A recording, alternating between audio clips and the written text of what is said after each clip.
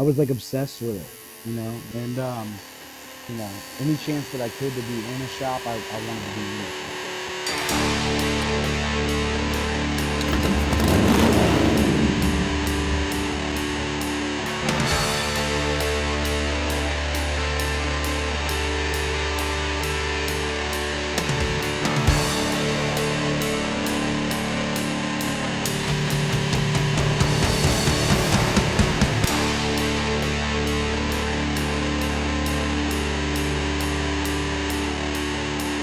A little bit of everything. Little, yeah. On paper, according to my insurance, it's a year 2000, but there's nothing. Yeah. There's nothing Another 2000 on it, Uh-huh. Motor's a 93, transmission's a 78. The frame is whatever it is. It's not even a Harley frame, it's an Ultima frame, Yeah. but it works. Yeah. No, it looks sick. My good friend Scott, I think a lot of people know him as like Chemical Candy. Randy, he's the one who did my paint job. So he did the 310s here, and then I had Don Lang engrave this gas cap for me. Nice. B&C made the seat. This dude Pat that used to work at Lead Sled Customs made my pipes. My buddy Daryl Borba made this sissy bar for me. He owns Bad Choppers out in Magnolia, Texas. And all in all, when I first got this bike, it looked really close to being the same, but it's definitely gone under a lot of small changes. I've ran through that transmission like 3 times, so it's all Andrews internals now. But my buddy Nick out in Dayton, Ohio, originally built this for me. I did not build it myself. I've changed a lot since I've had it, but didn't build it. He was kind enough to do that for me. Yeah, this is like my pride and joy. Yeah, no, they're awesome. If I remember correctly, and I could be wrong, it's been years, but that dude Frank that owns Vicious Cycles, I think he made them. Maybe. I know that he definitely made my shift knob on my lever here. This dude out of Australia, Small Batch Parts, he made the shift lever for me. He's a tattooer out there, really awesome guy. And the nickname for the bike is the Texas Rattlesnake. So I have it on the license plate, TXRS. It's got the rattlesnake on there, for the wildlife preservation. The way that you incorporate the bike into tattooing is really cool. Like you doing those events at Born Free and just other events. I have a lot of fun at those. Really grateful I get to do those. It's like not many people get to, do a bunch of different stuff they like in like one day. Yeah. Like how did you get into that? Like tattooing for events like that? I had a buddy of mine that was originally throwing an event, and it's called Nitty Gritty. Right? You've heard some people talk about it. Right. And I was working an event there, and my buddy Oliver, he owns this Cheap Thrills company in Elm Street Tattoo and all that in Dallas. And he had seen a tattoo that I did there one day and was like, "Oh, who did that?" To one of the guys walking around. He said, "Oh, he's back there in the bar." And so he went back there, and I was back there doing the tattoos, and he was like, "Oh, I didn't know you were here tattooing." I said, "Yeah."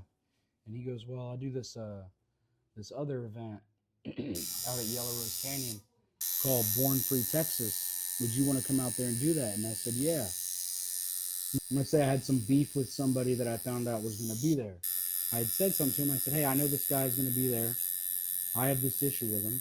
And he pretty much was like, "Hey, man, that's on you, and whatever consequences come with that are on you." And I said, "Okay." So I waited, and then somebody told me that guy showed up, and I went down there. I stopped doing whatever tattoo I was doing. I said, "Cool, I got a bone to pick with you. Put your fucking hands up."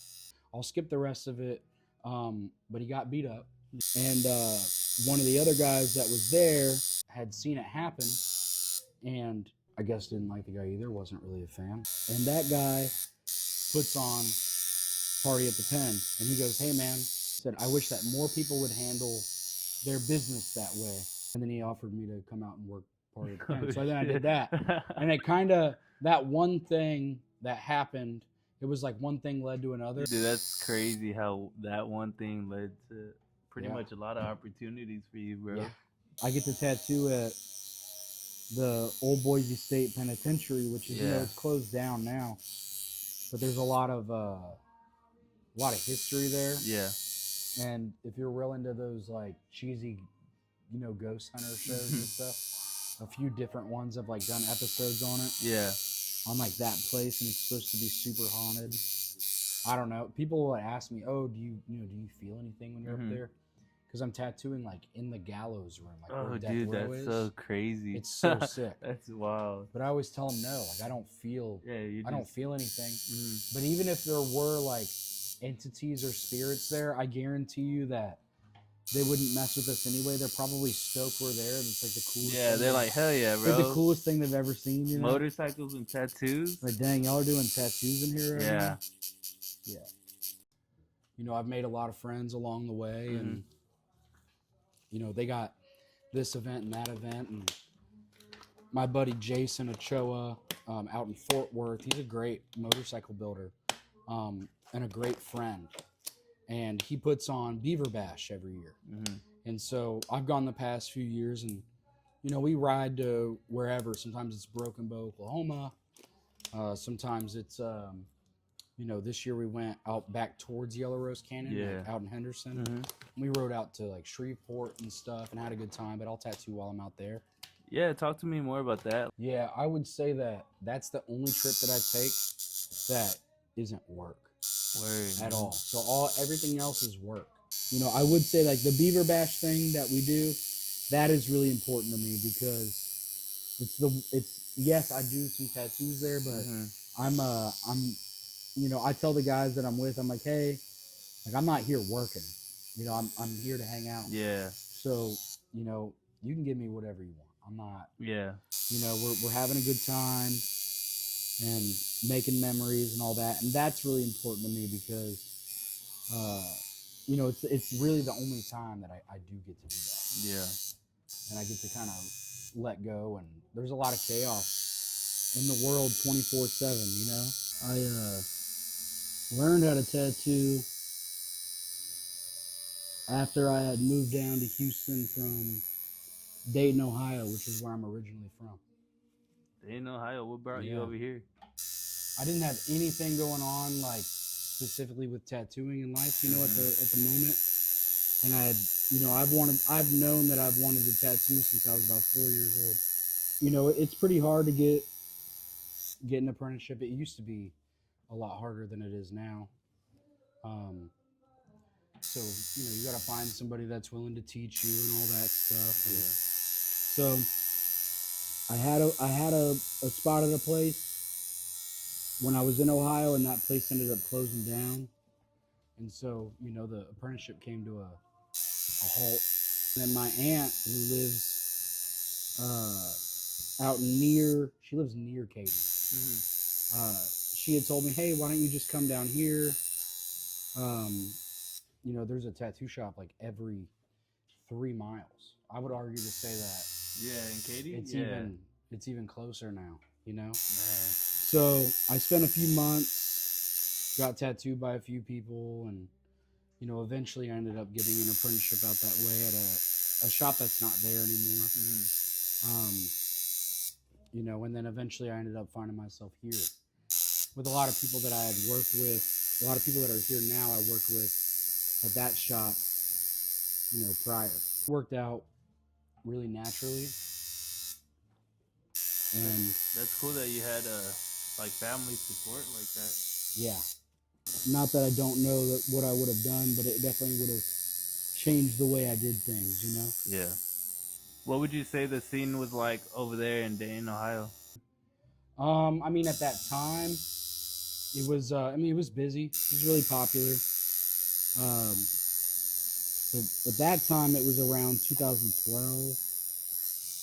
And so, you know, the tattoos that people were getting around that time were a little different than I think what's really popular now. And the industry as a whole, I hate to say it because I feel like when you say it out loud, it kind of speaks it into existence. But I would say that most people who have been tattooing for over 20 years would probably agree that this is, you know, one of the slower times that they've ever experienced. But I think that's what, you know, with most things. That's crazy too, because like you're saying, like you would say there's more tattooers now than before, right?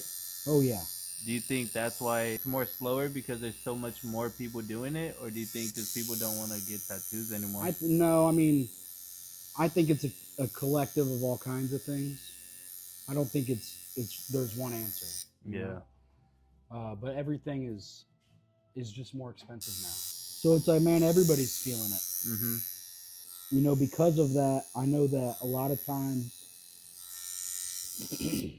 maybe people don't have money, but they have really cool stuff that I want. Yeah. I do have it posted on my page, and I will post it once or twice a year, but I do sometimes take trades on stuff. It's usually firearms is usually what people have that they're willing to let go of. Do you trade a lot for bike parts? I have. I've definitely, for like headlamps and just, I don't know, just whatever. So what's one of the coolest shit that you traded for? A YZ450F dirt bike. Oh shit, that's sick. And it's way too big for me. Like I was like, yeah, man, I'll take that on trade. Dude's super nice. Yeah.